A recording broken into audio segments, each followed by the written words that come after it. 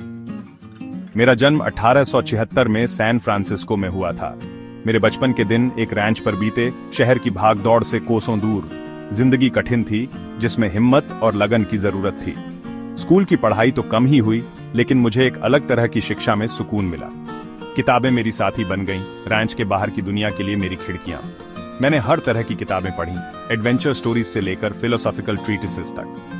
पढ़ना सिर्फ एक टाइम पास नहीं था, यह एक एस्केप था, अलग नजरिए से दुनिया को देखने का एक तरीका। जितना ज्यादा मैं पढ़ता, उतना ही मुझे एहसास होता कि मैं कितना कम जानता हूँ। ज्ञान की, समझ की यह प्यास मेरे जीवन की प्रेरणा बन गई। लेकिन किताबों के प्रति मेरे प्यार ने मुझे अलग कर दिया। रैंच के मजदूर शब्दों के साथ मेरे लगाव को नहीं समझते थे। उनकी दुनिया शारीरिक मेहनत की थी, जमीन से जूझने की। मैं अलग थलग, जुदा महसूस करता था। फिर भी मैं अपनी किताबों से चिपका रहा, ये जानते हुए कि उनमें कुछ महत्वपूर्ण की कुंजी है, कुछ ऐसा जिसे मैं अभी तक पूरी तरह से समझ नहीं पाया था। किशोरावस्था में मैं बेचैन था। रैंच मुझे रोक नहीं सका। मुझे एक्सपीरियंस, एडवेंचर की तलब थी। इसलिए मैंने छोटे मोटे काम किए, news boy, oyster pirate, sailor, fish patrol officer. हर काम जिंदगी के अलग अलग पहलुओं की एक झलक ने मुझे कठिनाई, लगन और मानवीय भावना के बारे में बहुमूल्य सबक सिखाए। मेरी यात्रा मुझे पूरे अमेरिका में ले गई। मैंने समाज की भयानक असमानताओं को अपनी आंखों से देखा, मजदूर वर्ग की दुर्दशा को। इन अनुभवों ने मुझ में एक आग लगा दी। मैंने सामाजिक व्यवस्था पर सवाल उठाने शुरू कर दिए, एक ज्यादा न्याय संगत, ज्यादा बराबरी वाली दुनिया की तलाश करने लगा। इसी दौरान मेरी मुलाकात कार्ल मार्क्स और अन्य समाजवादी विचारकों की रचनाओं से हुई। उनके विचार मुझ पर गहरी छाप छोड़ गए। मैंने समाजवाद में एक न्यायपूर्ण समाज का रास्ता देखा, एक ऐसा समाज जहां हर किसी को आगे बढ़ने का समान अवसर मिले। यह विश्वास मेरे वर्ल्ड व्यू का आधार बन गया, मेरे लेखन और जीवन के प्रति मेरे दृष्टिकोण को आकार देता रहा। एडवेंचर की चाह मुझे उत्तर की ओर, क्लॉन्डाइक गोल्ड रश की ओर ले गई।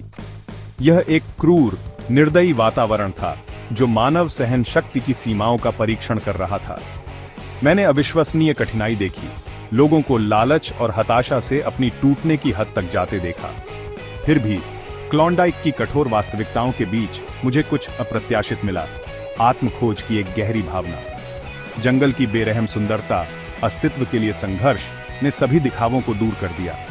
मुझे अपनी मृत्यु दर, अपनी ताकत और कमजोरियों का सामना करने के लिए मजबूर होना पड़ा।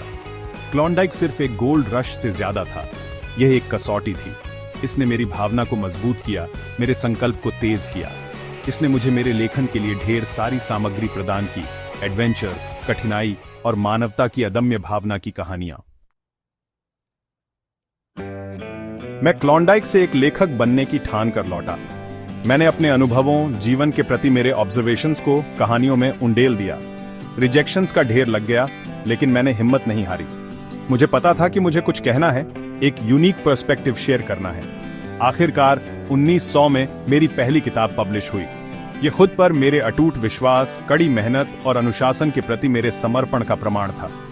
सफलता आसान नहीं थी, लेकिन मैंने जिन संघर्षों को सहा था, उनके लिए यह और भी संतोषजनक थी। मेरा लेखन मेरे अनुभवों, मेरी रीडिंग्स, मेरे समाजवादी आदर्शों से प्रभावित था। मैंने मजदूर वर्ग के संघर्षों, प्रकृति की शक्ति, धैर्य और दृढ़ संकल्प के महत्व के बारे में लिखा। अपनी कहानियों के जरिए मुझे उम्मीद थी कि मैं पाठकों को प्रेरित करूंगा, उनके पर्सपेक्टिव्स को चुनौती दूंगा, एडवेंचर और ज्ञान के प्रति उनकी अपनी प्यास जगाऊंगा। रैंच हैंड से लेखक तक का मेरा सफर अपरंपरागत था, कठिनाई और अनिश्चितता से भरा। लेकिन इन्हीं चुनौतियों के माध्यम से मुझे अपनी आवाज, अपना उद्देश्य मिला। किताबों में सुकून पाने वाला लड़का एक ऐसा आदमी बन गया जिसने बेजुबानों को आवाज दी, जिसने जिंदगी के सभी कॉम्प्लेक्सिटीज के सजीव चित्रों को चित्रित करने के लिए अपने शब्दों का इस्तेमाल किया।